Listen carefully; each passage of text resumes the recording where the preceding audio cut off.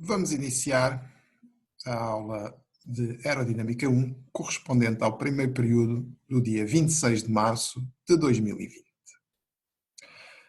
Continuaremos então a matéria do capítulo 6, relativo a escoamento turbulento, agora no que respeita à evolução de camadas limites turbulentas. Ou mais exatamente, portanto, aquilo que se pretende saber é qual é que será então a evolução dos parâmetros integrais que, enfim, caracterizam a camada limite turbulenta.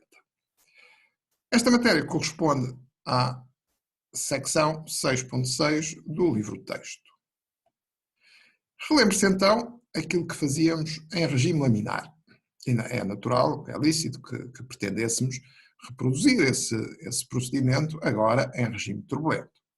Portanto, relembrando, em regime laminar, portanto, quando pretendemos analisar a evolução de uma camada limite em regime laminar, recorremos à equação integral de von Karman.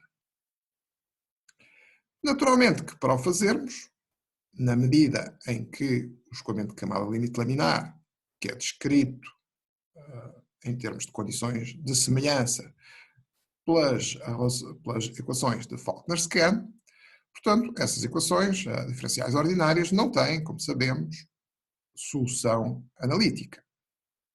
Embora numericamente, dentro dessa aproximação numérica, seja possível, naturalmente, encontrar a solução correspondente a essas equações. Portanto, não havendo solução analítica, para que pudéssemos utilizar, então, analiticamente a equação integral de von Karman, para, como eu referi, tentar obter a evolução dos parâmetros integrais de camada limite turbulenta, no caso anterior, naturalmente, fizemos em regime laminar, nós necessitamos então de exprimir os nossos perfis aproximados numa forma analítica, os nossos perfis de velocidade numa forma analítica, mas aproximada. Foi isso que nós fizemos em regime laminar, por exemplo, usando o perfil parabólico, perfil cúbico, não é? E, portanto, dessa forma, tínhamos, naturalmente, formas analíticas para o perfil de velocidades normalizado, adimensional, mas que, forçosamente, na medida em que não havia solução exata, portanto, correspondiam a soluções aproximadas. Naturalmente que a precisão da nossa análise, que faríamos, ou que fizemos com a equação integral de von Karman, e, portanto, respeitando a evolução destas camadas limites na altura laminares, dependia fortemente da qualidade desta aproximação. Bom, mas vimos que o conseguimos fazer com alguma precisão, considerando os tais perfis polinomiais. Naturalmente tínhamos que aumentar o grau do perfil, o grau do polinómio, de maneira a que a solução, digamos, fosse relativamente próxima em termos de perfil aproximado. Bom, mas agora estamos, efetivamente, em regime turbulento.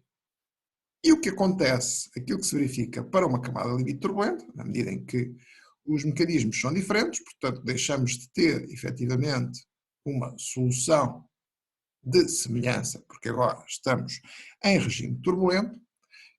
Portanto, ao contrário do que acontecia em regime laminar, em que para cada uma daquelas soluções de semelhança, portanto, nós tínhamos efetivamente, por definição de semelhança, tínhamos perfis semelhantes, ou seja, cuja forma que é quantificada pelo fator de forma H, e continua a ser, em regime turbulento, portanto, a definição do parâmetro de forma mantém-se. Mas, nessa altura, como os perfis eram semelhantes, eram soluções de semelhança que tínhamos em regime laminar, de facto, nós tínhamos uma evolução que, fixando, efetivamente, o gradiente de pressão, portanto, para cada valor do gradiente de pressão, como estarão lembrados, em regime laminar, as soluções de Faulkner-Scan davam uma solução que correspondiam a, efetivamente, uma evolução para perfis semelhantes, ou seja, para um valor de H que se mantinha constante. Portanto, um valor de fator de forma que se mantinha constante. Simplesmente, em regime turbulento, isso deixa de acontecer. Portanto, a evolução deixa de ser feita, obviamente, em condições de semelhança, porque estamos agora em regime turbulento e não em regime laminar, e, efetivamente, o fator de forma, se quiserem a forma do perfil, vai, efetivamente, variar à medida que esta camada limite turbulenta se desenvolve sobre uma superfície, mesmo que o gradiente de pressão seja constante. Na realidade, aquilo que se verifica, o parâmetro que se permanece constante, é um parâmetro que fizemos referência na aula passada, embora não utilizássemos e vamos continuar a não utilizar, mas que se referia ao tal parâmetro G, o parâmetro de equilíbrio de Clausen, o que na realidade acaba por não nos ajudar em termos efetivos, e daí que neste caso esta informação seja mais informativa do que prática.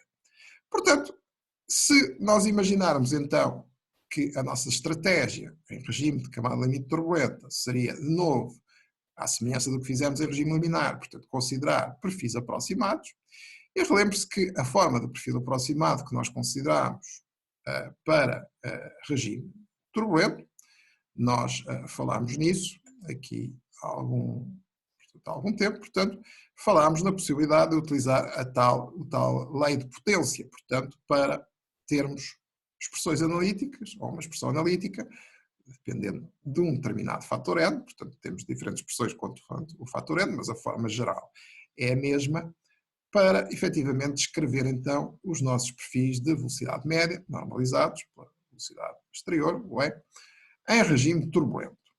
E, portanto, tínhamos, a partir daqui, portanto, também toda uma definição dos parâmetros de forma correspondentes. Portanto, estaria implícito aqui que, estando fixo o N, nós teríamos, de facto, um fator de forma constante. Portanto, isso implica imediatamente que, não sendo um fator de forma constante, portanto, o N teria de variar ao longo do escoamento e, portanto, nós teríamos de ter um perfil aproximado cuja expressão estaria a variar, portanto, na medida em que, embora a expressão geral fosse do tipo lei de potência, portanto, como referimos, e, portanto, seria a mesma, mas tendo o N a variar ao longo do escoamento, portanto, a expressão estaria efetivamente a variar. Portanto, essa é a primeira dificuldade que, portanto, de alguma forma nos impede de atuar da mesma forma como é regime laminar. Depois, por exemplo, se não em relação a um parâmetro integral, mas, por exemplo, a um parâmetro que respeita ao valor da tensão de corte na parede, devidamente adimensionalizada, que é o coeficiente de tensão de corte superficial, portanto aquilo que designamos simbolicamente por CF, e fizemos um cálculo justamente do seu valor, um problema na aula passada. Portanto, o CF é então, no fim de contas, a tensão de corte devidamente adimensionalizada com um valor de pressão dinâmica de referência, portanto, um meio de ρ o E ao quadrado, no caso de uma camada limite, e assim sendo, naturalmente depende do valor de tal W, portanto, da nossa tensão de corte na parede, que por sua vez é dependente, por sua vez é proporcional ao gradiente de velocidade média na parede. Ora, se nós aplicarmos esta expressão, se formos derivá-la para obter esse gradiente de velocidade média na parede, portanto, e substituirmos então a condição na parede, ou seja, para y igual a zero, essa mesma derivada, facilmente concluímos que vamos ter um valor de tensão de corte produzido por esta expressão, que é perfeitamente empírica, como eu referi na altura, não tem qualquer significado físico, é simplesmente um ajustamento razoável, de facto, à forma dos perfis de velocidade média em regime turbulento, e, portanto, sob esse ponto de vista, de facto, acaba por produzir um valor completamente não físico da tensão de corte, portanto, produz um valor infinito da tensão de corte na parede, e, portanto, também um valor infinito, obviamente, teríamos para o coeficiente de tensão de corte superficial, portanto, o nosso CF. Portanto, esta via não é, para todos os efeitos, execuível, e sendo assim, tivemos que nos virar para outra abordagem. E a abordagem que é seguida vai, de alguma forma, buscar informação a estudos iniciais que foram efetuados em regime turbulento, portanto, relembre-se que nós temos regime turbulento na generalidade dos escoamentos, exceto quando estes processam a números de Reynolds relativamente baixos, e, nomeadamente no escoamento em tubos, de facto, na generalidade, o escoamento o número de Reynolds tem de ser mesmo bastante baixo para que não se atinja regime turbulento. E, portanto, experiências iniciais feitas pelo nosso já conhecido Blasius, mas, portanto, note-se que esta relação que estamos aqui a falar, lei empírica de Blasius, não tem nada a ver com a solução de Blasius, portanto, que traz o nome do mesmo senhor, para camada limite laminar a desenvolver-se sob um gradiente de pressão nulo, portanto, não tem nada a ver, era regime laminar. Agora, esta é uma relação que resultou de estudos deste senhor, efetivamente, realizados para escoamento turbulento completamente desenvolvido em tubos. Portanto, regime turbulento, que é o que estamos interessados em analisar agora. E, portanto, os seus estudos iniciais foram justamente para este tipo de problemas, só mais tarde é que ele depois se dedicou, efetivamente, àquelas soluções de semelhança, ou àquela solução de semelhança em particular, de regime laminar, portanto, conhecida pela solução de Blasius. Mas agora, então, portanto, esta lei empírica de Blasius, derivada para escoamento turbulento completamente desenvolvido em tubos, assume, então, esta forma que aqui temos. E temos então um parâmetro de lambda, que mais uma vez é uma coincidência em termos simbólicos com o lambda que já tínhamos utilizado anteriormente, portanto já o tínhamos usado, por exemplo, para o parâmetro gradiente de pressão de Thwaite, não tem nada a ver, mais uma vez, portanto é apenas a coincidência de símbolo. Este símbolo lambda, neste caso, corresponde então à semelhança daquilo que acontece para o coeficiente de tensão de corte superficial, o CF, em camada limite. Portanto, agora, para um tubo, certo? Nós temos uma adimensionalização do valor da tensão de corte através de uma pressão, um valor da pressão dinâmica, aqui naturalmente representativo do escoamento no tubo. Aparece todavia, e esta é por questões históricas, aqui um fator de 4. Por outro lado, reparem que no valor da pressão dinâmica, este é definido à custa da velocidade média no tubo, porque agora temos efetivamente um escoamento interior e, portanto, define-se efetivamente aqui como referência o valor da velocidade média. Bom, portanto, temos no fim de contas uma quantificação adimensionalizada do valor da tensão de corte na parede, portanto, para escoamento turbulento completamente desenvolvido no tubo, é o que nos dá esta expressão, para todos os efeitos, tendo em conta a definição de lambda que temos aqui, agora, para este caso, e, portanto, podemos calcular, então, esse valor à custa do valor do número de Reynolds que caracteriza este mesmo escoamento, que terá de ser completamente desenvolvido, como é lógico, não pode estar ainda a desenvolver-se, portanto, num tubo. Este número de Reynolds, portanto, sendo mais uma vez característico do escoamento no tubo, usa também, na sua definição, como escala de velocidades característica, o valor da velocidade média, tal como já surgia aqui na definição do valor de lambda.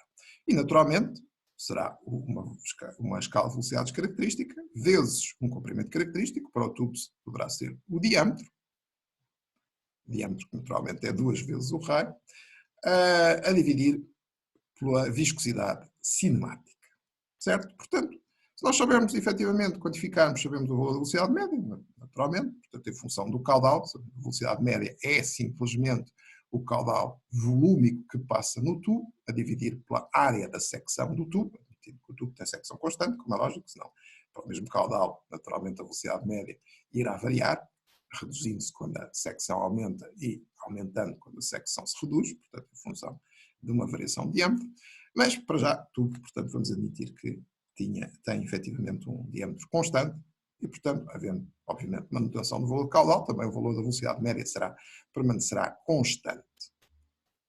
Bom, portanto, conhecido, de facto, as condições a que se processa o escoamento, sabemos o número de Reynolds, substituímos esta expressão e, portanto, a partir daqui conseguimos determinar qual o valor da tensão de corte na parede do tubo.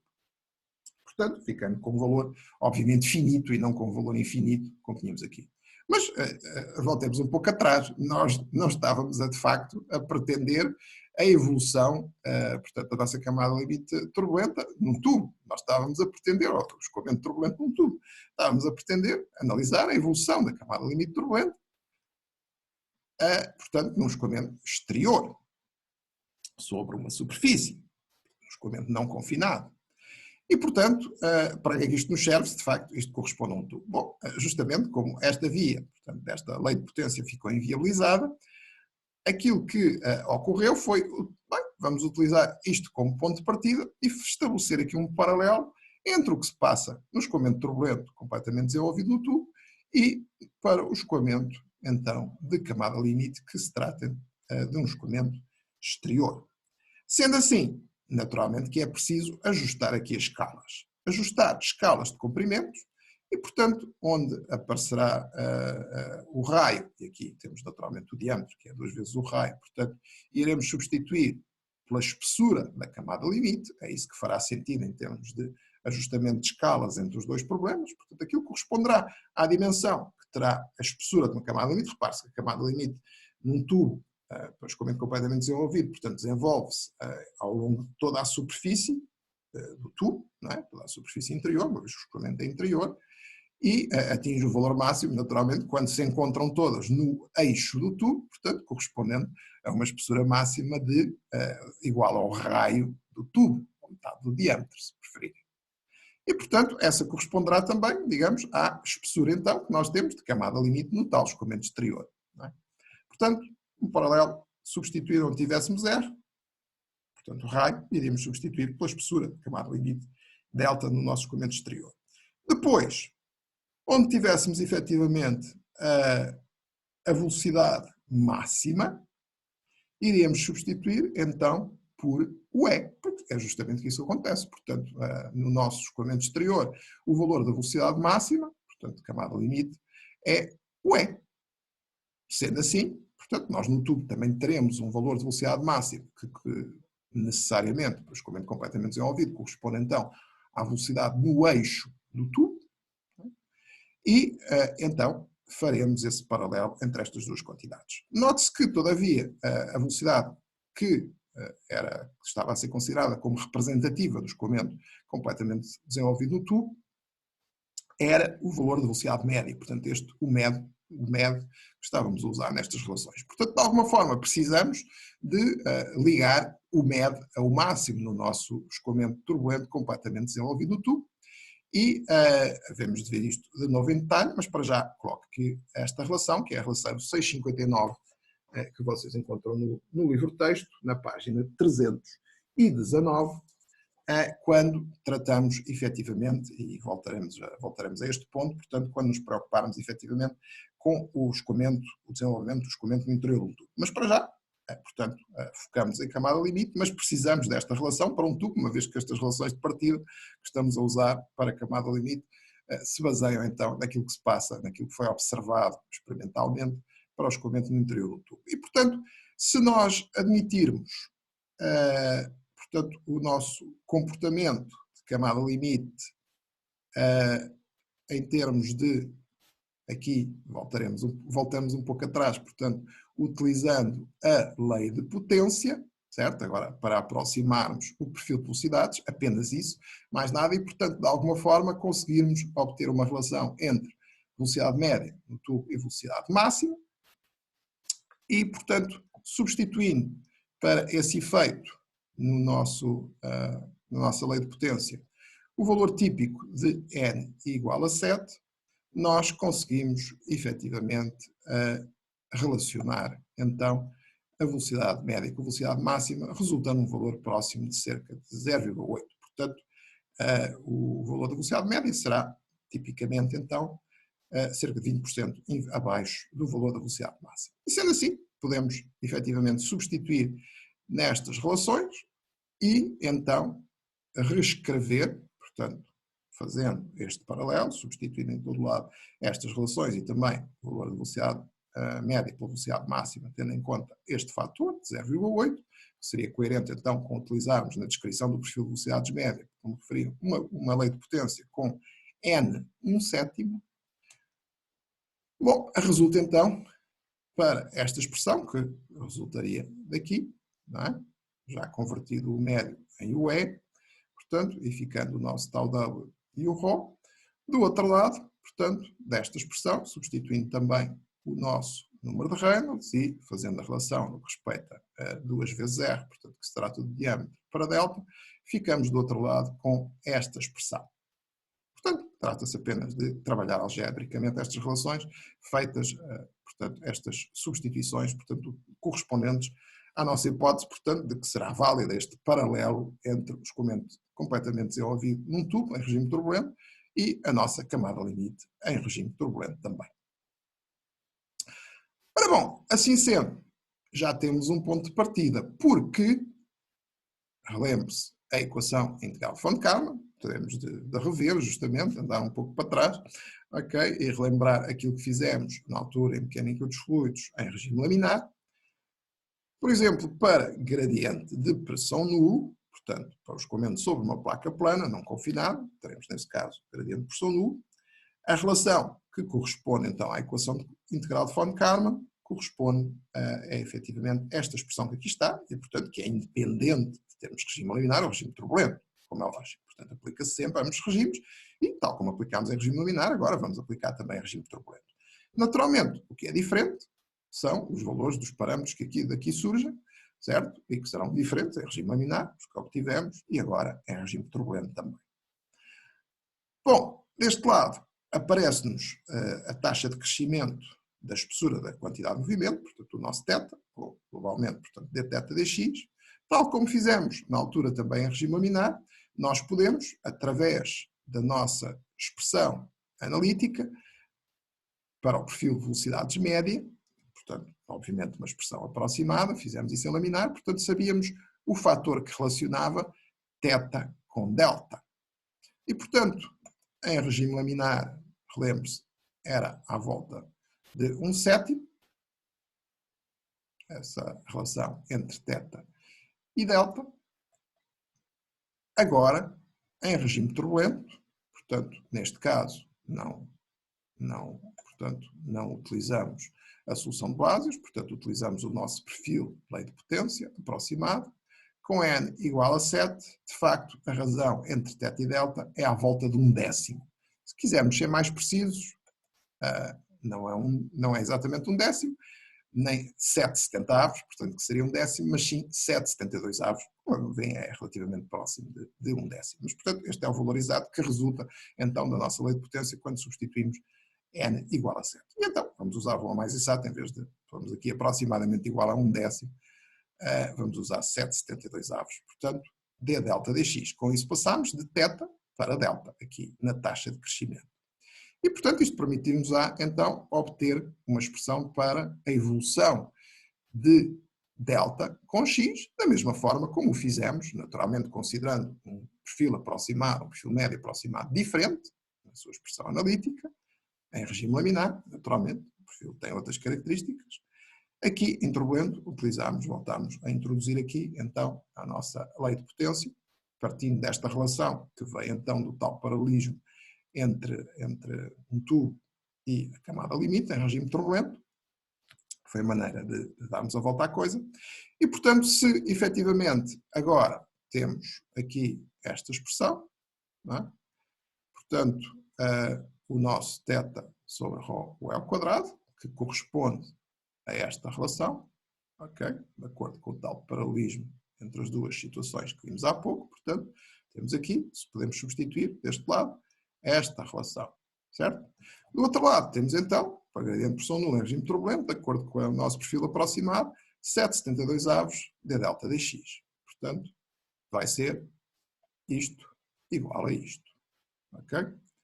Portanto, temos uma relação que envolve delta e d delta, e depois aqui dx, tudo o resto são, de alguma forma, coeficientes, não é? O e, u e valores numéricos. E sendo assim, nós podemos livrar-nos da derivada que aqui está, dessa forma semelhante àquilo que fizemos na altura, também para o mesmo efeito, portanto, em regime laminar, fazendo separação de variáveis, portanto, separando tudo o que tem delta para um lado, separando tudo o que tem x para o outro e integrando entre 0 e x, dx, e entre 0 e delta, o nosso delta d delta. Notem que aqui o delta vem elevado a um expoente de menos 1/4. Não é? Ora bem, isso explica que, efetivamente, após essa integração, e analiticamente é simples fazer essa integração, mas se por acaso tiverem dúvidas, podemos vamos falar, mas é bastante simples, não traz nada novo, é só encontrar a primitiva correta. E é uma primitiva simples, porque é um expoente, não é? Sob esse ponto de vista, então nós ficamos com esta relação, depois de, portanto, exprimindo da mesma forma como fizemos eliminar, delta sobre x, igual a um coeficiente, pondo em evidência então o número de Reynolds x, mas que todavia aqui vai, por causa deste expoente que tínhamos no primeiro membro, não é? Quando substituímos por isto, vai ficar elevado a menos 1/5. Portanto, no caso do regime laminar, relembre-se que surgia elevado a menos 1/2. Portanto, claramente temos aqui uma evolução distinta, ok? Portanto, uma menor dependência portanto, deste crescimento da camada limite do número de Reynolds, portanto, do número de Reynolds local, do número de Reynolds x, que está aqui, okay? Do que tínhamos efetivamente laminar, onde o expoente é efetivamente menos 1/2. Portanto, se o expoente é mais pequeno, agora em regime turbulento, há uma menor dependência, efetivamente, do valor do número de Reynolds local, portanto, digamos, evolui, efetivamente, com uma menor dependência do número de Reynolds local, embora, se vocês compararem, portanto, este coeficiente que surge aqui, o coeficiente multiplicativo, ok? Apesar desta menor dependência, portanto, aqui do número de Reynolds, devido a um expoente, que em ambos os casos é negativo, mas no caso do regime turbulento é menor, portanto, este coeficiente, todavia, multiplicativo é maior, o que explica naturalmente que a espessura de camada limite, em regime turbulento, tipicamente, portanto, para as mesmas condições, irá ser superior a regime laminar, mas com uma dependência inferior do número de Reynolds local, portanto, o número de Reynolds x do que tínhamos em laminar. Ora bem, a partir daqui, nós podemos, efetivamente, obter também a evolução dos restantes parâmetros integrais, portanto, nomeadamente delta asterisco e θ. Naturalmente, θ podemos ter obtido diretamente aqui, sem ter feito a substituição para delta, mas vamos fazer isso primeiro. Portanto, se não introduzirmos este coeficiente, naturalmente teremos diretamente dθ dx e, portanto, a expressão que obteremos é esta que aqui está, ou então podemos simplesmente, como é lógico, agora já que temos o resultado para delta, usar à mesma, naturalmente, este fator que tínhamos visto, que permite relacionar θ com delta e, portanto, obviamente, aqui este coeficiente será cerca de 1, da mesma forma como aqui tínhamos um fator de aproximadamente 1/10, o fator correspondente aqui multiplicativo do Reynolds x levantado a menos 1/5, portanto a dependência é sempre a mesma, permanece a mesma, o que vão mudar são estes fatores multiplicativos, como veem, portanto, este fator multiplicativo ficou obviamente menor, porque θ é bem menor do que delta, como é lógico, é sempre inferior, e portanto, como veem, é cerca de 1/10 inferior. Okay? Portanto, não é exatamente 1/10, porque o fator também não é exatamente 1/10, mas é à volta disso. Não é? Já em relação ao delta asterisco, temos então, como tínhamos visto, portanto, um fator que é 1/8, para o nosso perfil de lei de potência 1/7, e assim sendo, portanto, isso significa que então será dividirmos este fator por 8 e teremos então o coeficiente correspondente à evolução do parâmetro integral espessura do deslocamento, portanto, delta asterisco em camada limite turbulenta. Para gradiente por som nulo, relembre-se. Bom, poderemos então escrever também aqui, agora, se formos obter o valor da tensão de corte da parede, devidamente adimensionalizada, portanto, o valor de CF, obtém-se uma evolução semelhante, portanto, de novo, sempre assim, igualmente, portanto, porque este também é um parâmetro local, portanto, varia com x, da mesma forma como delta asterisco e θ e delta variam todos com x, portanto, vão tomando diferentes valores locais e vão tipicamente variando, então, ao longo de x, ao longo do escoamento, ao longo da superfície sobre a qual se desenvolve a camada limite turbulenta, e obtemos então este valor para o caso do CF, portanto, que eu volto a referir, é o valor da tensão de corte devidamente adimensionalizada pela pressão dinâmica da referência, portanto, do nosso escoamento de camada limite turbulenta, que corresponde a 1/2 de ρ u L quadrado. Portanto, temos neste caso esta expressão. No caso do chamado coeficiente de resistência, que representamos aqui como CD, e relembre-se o que é a resistência, a força da resistência, neste caso, para uma superfície trata-se apenas da resistência de atrito, portanto, a força de resistência D, okay? Uma nota para relembrar a mecânica dos fluidos, corresponde pura e simplesmente ao somatório de todos os efeitos da tensão de corte ao longo ali do nosso escoamento, que é assumido como bidimensional e, portanto, significa apenas ao longo de uma direção X, não é? Portanto, isto será uma força por unidade de largura de uma superfície perpendicular aqui ao plano do papel, não é? Portanto, uma força de resistência bidimensional, não é? Ora bem, portanto, isso corresponde naturalmente à somatória de todos estes efeitos, tensão de corte, uma vez que só temos atritos, já trata-se de uma placa plana, não é um corpo em torno do qual se dá um escoamento, em que aí teremos resistência, não só resistência de atrito, mas também resistência de pressão, e, portanto, teremos de somar isto ao longo de toda a placa, ou seja, integrar entre 0 e L, sendo L o comprimento da superfície, portanto, da placa, aqui a nossa tensão de corte.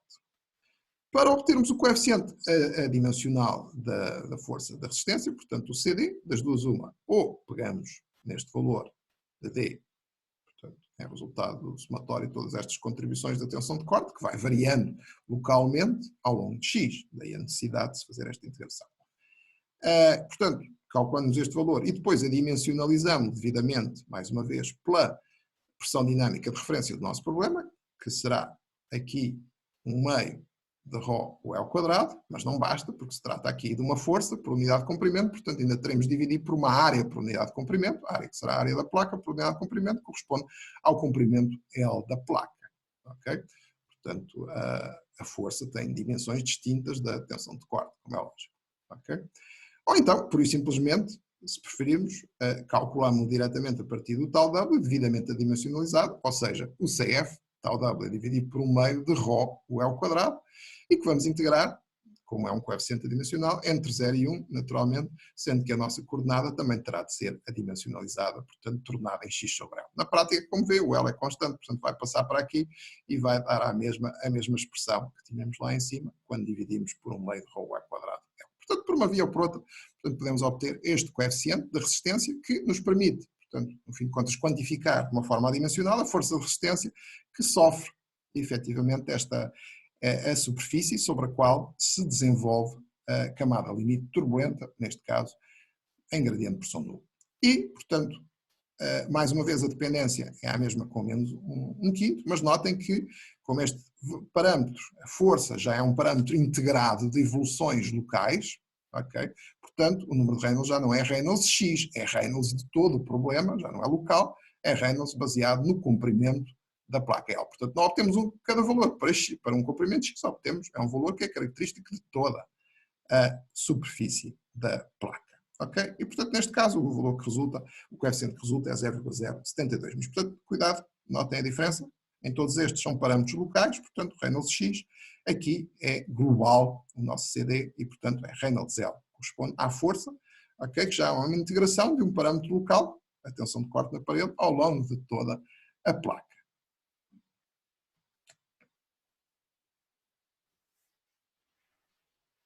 Bom, portanto, obtemos este conjunto de relações, de acordo com estas hipóteses que vimos, e, efetivamente, aquilo que se foi fazer a seguir foi verificar se estas relações, na realidade, funcionavam bem. Portanto, reproduziam a realidade, as experiências, no fim de contas. E aquilo que se verifica é que, na realidade, portanto, houve, enfim, alguma surpresa, tendo em conta, nomeadamente, este paralelo que se fez aqui em cima, não é? Entre o escoamento completamente desenvolvido no tubo e a camada limite turbulenta, mas efetivamente funcionou bastante bem e é por isso que ainda hoje se continua a utilizar. Portanto, para estas relações muito precisas, dentro de uma gama de número de Reynolds do problema, portanto, da placa, baseado em L, então, comprimento total da placa, entre 5 vezes 10 à quinta e 10 à sétima, portanto, números de Reynolds característicos para em aplicações industriais a regime turbulento. Todavia, para as expressões de CF e CD, verificou-se que não estavam muito longe, mas conseguia-se um pouco mais de precisão, digamos, corrigindo ligeiramente os coeficientes. E, portanto, passou-se a utilizar, no caso do CF, em vez de 0,0576, o valor de 0,0592, notem, é uma pequena correção, alguns pontos percentuais, e também, no caso do CD, em vez de 0,072, 0,074. Portanto, ocorreu uma correção empírica destas relações também, no caso apenas exclusivamente, portanto, do CF e do CD, estas aqui estão para delta asterisco e θ mantiveram-se. E, portanto, temos esta gama de validade, mas relembre-se, foram expressões que foram obtidas com relações, portanto, com a hipótese de gradiente de pressão nulo, nomeadamente quando escrevemos a nossa equação integral de von Karman, foi essa a forma que assumimos. Caso contrário, surgiriam mais termos, como vocês facilmente poderão verificar. Bom, aqui vimos todos os detalhes desta derivação. Existem mais, ou existiram mais hipóteses alternativas, nomeadamente a quem desagradou este paralelo aqui entre tubo, escoamento turbulento completamente desenvolvido no tubo e, portanto, a camada limite turbulenta. E, portanto, sob esse ponto de vista, uma outra hipótese possível, uma outra hipótese que foi considerada foi pegar no perfil de velocidades logarítmico, que nós conhecemos da descrição, portanto, da velocidade média de uma camada limite turbulenta, portanto, em alternativa a andarmos aqui, nomeadamente com este paralelo, e também, portanto, com a nossa lei de potência 1/7, que sabemos que não tem qualquer significado físico. Portanto, ao contrário dessa situação, portanto, o nosso perfil de velocidades logarítmico, sabemos que foi obtido na altura com, digamos, informação física relativamente ao comportamento do escoamento, portanto, na região da parede. E então, com base nisso, aqui não vamos dar os detalhes, mas é perfeitamente possível, vocês têm um pouco mais de detalhe no livro, se estiverem interessados, mas, portanto, não é especialmente relevante todo o processo de integração, então, de um perfil de velocidades média logarítmico, de forma a obter esta outra relação possível para o coeficiente de resistência. E reparem porque é que há tanta preocupação em termos do coeficiente de atrito, portanto, CF, coeficiente de tensão de corte superficial, ou o CD, portanto, o coeficiente de resistência, porque, tipicamente, em termos de engenharia, na prática, embora possamos ter interesse para determinados fenómenos em conhecer valores da espessura da camada limite, valores da espessura da delta asterisco e de θ, mas uma das quantidades mais importantes do ponto de vista aerodinâmico é, obviamente, a força da resistência que temos, então, neste caso apenas por via do atrito, como eu referi, nas superfícies. E, portanto, isso é quantificado através do CF, em termos locais, ou através de uma forma mais global, através do coeficiente adimensional CD, portanto, ambos coeficientes adimensionais, como sabemos. E, portanto, neste caso, tomando como ponto de partida, portanto, o perfil de velocidades logarítmico, portanto, com um pouco mais de base física do que, bem, com alguma base física, porque esta de cima, na realidade, era essencialmente empírica, não é? Portanto, é possível, então, obter a chamada lei, embora também empírica, porque tem também, portanto, a informação empírica, de Prandtl-Schlisting, e que corresponde, então, a esta relação aqui de CD em função do, obviamente, tal como a anterior, portanto, em função do número de Reynolds global do problema Reynolds baseado em L. Naturalmente, corresponderá a WEG L sobre nu. Esta expressão tem uma gama de validade, então, lá está, porque tem mais base física, digamos assim, do que as anteriores, ou do que a anterior obtida para CD, e, portanto, tem uma gama de validade maior. Esta pode ser utilizada até valores de Reynolds L da ordem de 10 à nona, continua a produzir bons resultados e, apesar de tudo, combina bem, efetivamente, dá valores muito próximos desta daqui de cima, até números de Reynolds de 10 à sétima. Portanto, elas batem certo e, portanto, se tivermos, efetivamente, números de Reynolds mais elevados, então, do que 10 à sétima, justificar-se-á, no nosso problema, considerarmos este tipo de relação. Portanto, a lei empírica, digo, de Prandtl-Schlisting.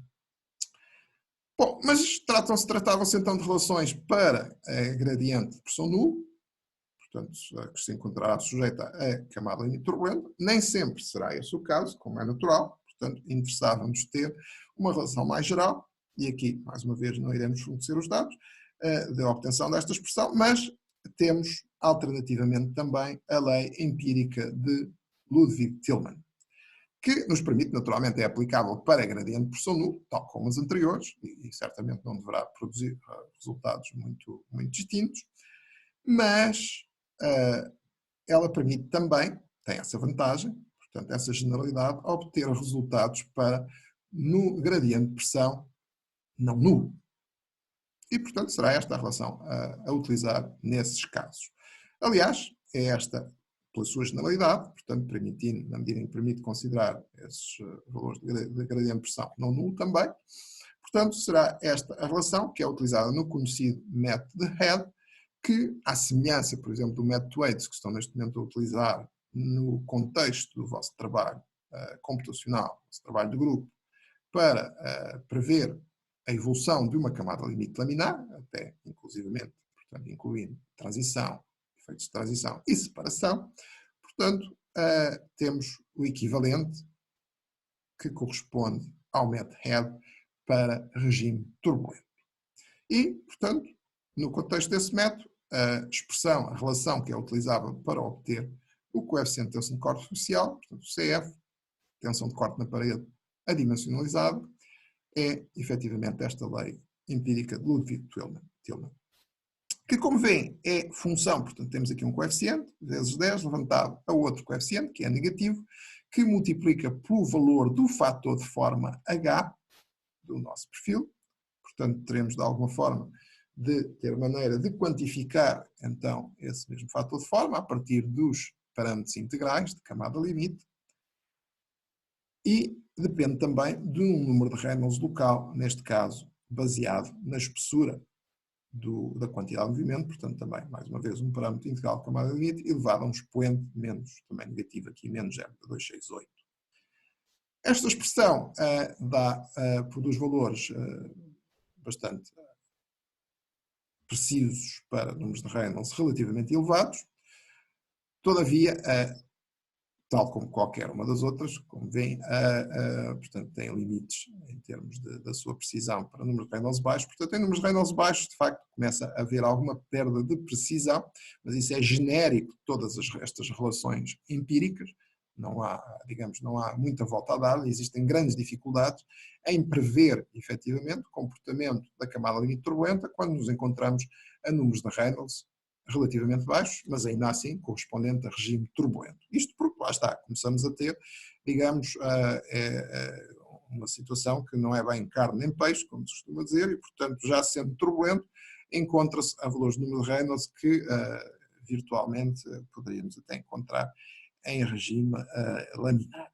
E, portanto, sob esse ponto de vista, começamos a perder fortemente precisão, o que é, digamos, preocupante do ponto de vista de engenharia, como é lógico, em que precisamos ter alguma precisão nos valores previstos. Portanto, aí não há muita volta a dar, virtualmente poderemos recorrer a modelos mais complexos de simulação do próprio escoamento, mas com custos adicionais. De qualquer forma, temos alguma garantia que, pelo menos para valores de número de Reynolds θ até 2000, esta expressão, esta lei empírica de Ludwig Tillman, produz resultados razoavelmente precisos dentro de um contexto de engenharia. Bom, então vamos ver como é que nós poderíamos calcular a resistência total, agora de uma forma mais genérica, para a camada limite que se desenvolve sobre uma placa plana, portanto vamos voltar a admitir gradiente de pressão aproximadamente nulo, portanto sendo esta placa plana lisa. Ora bem, no caso geral, então, nós teremos não apenas o regime turbulento que estivemos a analisar, o desenvolvimento em regime turbulento, mas temos, inicialmente, quando o número de Reynolds local, portanto, quando partimos aqui do início, os Reynolds locais baseados em X são, e não só, os parâmetros integrais de camada limite são bastante baixos, e sob esse ponto de vista, então, a camada limite evoluirá em regime laminar. Bom, o que acontece é que o número de Reynolds local vai aumentando e, atingindo-se o número de Reynolds de transição, nós teremos então, portanto, usando por hipótese os critérios de transição que já conhecem, que foram falados no âmbito do capítulo 5 do livro texto. Portanto, a partir daqui teremos então a evolução em camada limite turbulenta, mas, obviamente, não partindo do zero, já não parte do zero. Não é? Tivemos uma extensão virtualmente não desprezável em regime laminar. Reparem que se o número de Reynolds for muito, muito elevado, à medida que formos aumentando o seu valor, portanto, o número de Reynolds L, baseado no problema, baseado no comprimento total da placa. Naturalmente, esta extensão em regime laminar vai se tornando, em termos relativos, cada vez menos importante. Okay? Mas, num caso geral, nós teremos uma evolução em regime laminar que não será desprezável. Portanto, um comprimento aqui, chamemos X, até à transição, que não será desprezável face ao total comprimento L. Mas lá está, depende do caso. Ora, nessa situação, nós podemos calcular a resistência total da placa, não é? Portanto, resistência de atrito, que terá de levar em conta, efetivamente, as contribuições, quer do regime laminar, camada limite a desenvolver-se em regime laminar, quer a desenvolver-se em regime turbulento, certo? E, portanto, de alguma forma, aquilo que nós podemos fazer é, então, considerar a evolução que teríamos em regime turbulento desde o início, okay? Depois, subtrair, então, esse bocado que, efetivamente, não temos em devolução em regime turbulento, portanto, para este comprimento até à transição, XTR, portanto, subtraímos essa parte, e depois teremos de somar, então, a resistência que seria produzida pela evolução em regime laminar, então aqui a partir do zero, até chegarmos a esse ponto.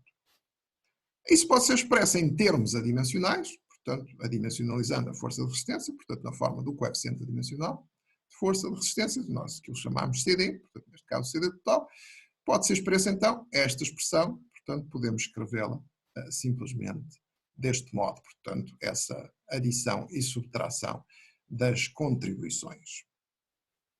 Naturalmente, expressões a utilizar aqui para CD turbulento, e que vai surgir aqui em 2 pontos, não é? Seria aquela que acabámos de ver na página anterior, portanto, válida para gradiente de pressão nu, certo?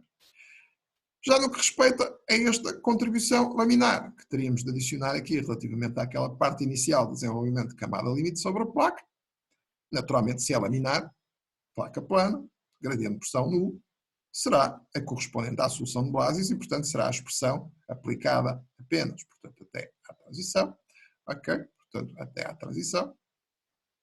Da mesma forma como o bocado que subtraímos, que é depois substituído, portanto, turbulento por laminar, também é até à transição, portanto, corresponde a esta zona inicial, ok? Portanto, neste caso, laminar, utilizamos, lá está, a solução de Blasius e, portanto, surge aqui, relembre-se, a tal dependência distinta, a maior dependência do número de Reynolds X, que era, como referimos há pouco, um fator de menos 1/2, em vez de ser menos 1/5, em turbulento, e o coeficiente, se vocês estão lembrados, mas também poderão verificar com facilidade, era 1,33. Bom, mas estas situações, este conjunto de situações que estivemos a analisar, na realidade, respeitam ao desenvolvimento de camada limite turbulenta sobre superfícies lisas. E, se ao contrário, como também já foi mencionado, de regime laminar que não é sensível ao efeito da rugosidade da superfície, desde que sejam efetivamente rugosidades, não grandes obstáculos ao escoamento que provocam a separação, como é lógico. Já o mesmo não acontece em regime turbulento, já falámos nisso, aliás, no última aula resolvemos justamente um exercício em relação ao efeito da rugosidade na nossa camada limite turbulenta, e, portanto, sobre superfícies rugosas, efetivamente vamos ter um efeito nos valores de CD para o nosso regime turbulento e também em relação a CF. Na aula passada nós já falámos daquilo que entendíamos por um escoamento completamente rugoso, portanto em que estes efeitos se tornavam, digamos, completamente estabelecidos e, efetivamente, só nessa situação, portanto para essa gama de escoamento completamente rugoso, e iremos falar então já de seguida quando é que se obtém, nesse caso, é que nós obtemos valores de CD e CF que serão, então, a partir daí, independentes do número de Reynolds. Portanto, note-se que, lá está, aqui, por exemplo, olhando para o CD, tínhamos o CF, já vimos anteriormente, mas basta olhar para o CD, como veem, é dependente do número de Reynolds. Porquê? Porque se trata de uma superfície lisa. Foi isso que tivemos aqui a considerar lisa. Ok? Mas, efetivamente, quando temos rugosidade, certo? Vai haver uma dependência que vai variar, ok? Durante o período em que o escoamento ainda não é considerado como completamente rugoso, portanto o efeito da rugosidade ainda não se desenvolveu no seio da camada limite turbulenta, mas quando ultrapassado esse limite, portanto, completamente rugoso, então, de facto, CD e CF tornam-se independentes do número de Reynolds, portanto, assumem um valor fixo, deixa de ser dependente do número de Reynolds, o que de alguma forma é, sem dúvida nenhuma, uma vantagem. Ora bem, para observarem essas dependências e justamente a situação em que deixamos de ter a dependência e também o contraste com a situação da superfície lisa, vocês têm na página 308 do livro, e aqui não estamos a reproduzir, portanto eu sugiro que consultem diretamente o livro, portanto, especificamente a página, então, 308, no que respeita às figuras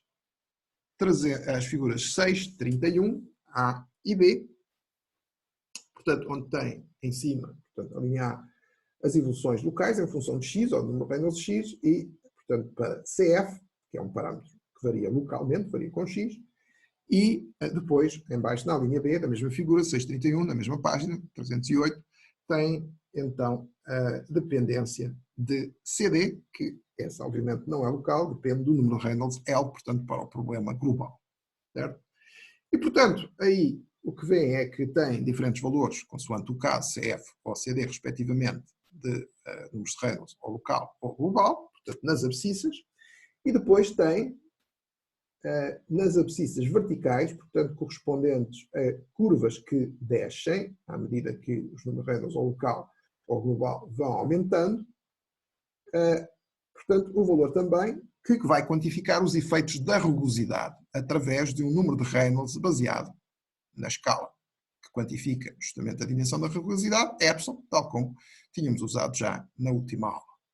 E, portanto, em função desse valor de Reynolds epsilon, nós teremos então, na interseção das linhas verticais que correspondem à abscissa de número de Reynolds local ou global, portanto, com as curvas que nos dão a caracterização do problema em relação à rugosidade que está presente, Reynolds epsilon, teremos então um ponto que depois, evoluindo segundo a horizontal, nos permite obter nas ordenadas do gráfico, quer, respectivamente, o valor de CF, se for local, Reynolds, função de Reynolds X, quer o valor de CD, se for global, para o nosso problema, em função do número de Reynolds L, que caracteriza justamente esse problema globalmente. Vemos também que temos na parte inferior, portanto, a curva sempre a variar, portanto, nunca estabelece ali um valor, digamos, não dependente ou independente do número de Reynolds, que corresponde à superfície lisa e, portanto, delimita todas as outras curvas. Obviamente que da relação entre Reynolds epsilon e Reynolds x, nós podemos tirar uma cota adimensional x sobre epsilon, ou, no caso de Reynolds epsilon e Reynolds L, uma cota adimensional L sobre epsilon, que vocês têm também nas ordenadas do lado direito do gráfico, ou dos gráficos, respectivamente. Estes diagramas são muito semelhantes àquilo que veremos mais tarde, portanto, no que respeita à evolução, então, do escoamento turbulento em tubos, para os quais se usa não estes diagramas, mas sim aquele que é conhecido e muito famoso para a análise do escoamento turbulento em condutas, que é o diagrama de Moody e que vocês têm na figura 643 da página 321 do livro texto. Portanto, nesse livro, lá está, de novo, vocês vão ter apenas as abscissas, portanto, exprimindo o número de Reynolds baseado nas escalas do problema, portanto, no diâmetro, na velocidade do correspondente ao escoamento no tubo, portanto, definindo o número de Reynolds nas abscissas, e depois tem nas ordenadas apenas o lado direito, portanto, correspondente a uma escala normalizada, portanto, da rugosidade padrão, epsilon S a dividir normalizada pela escala de comprimentos característica do tubo, que é o diâmetro. Mas sobre tubos, sobre escoamento em tubos, falaremos então em aulas subsequentes.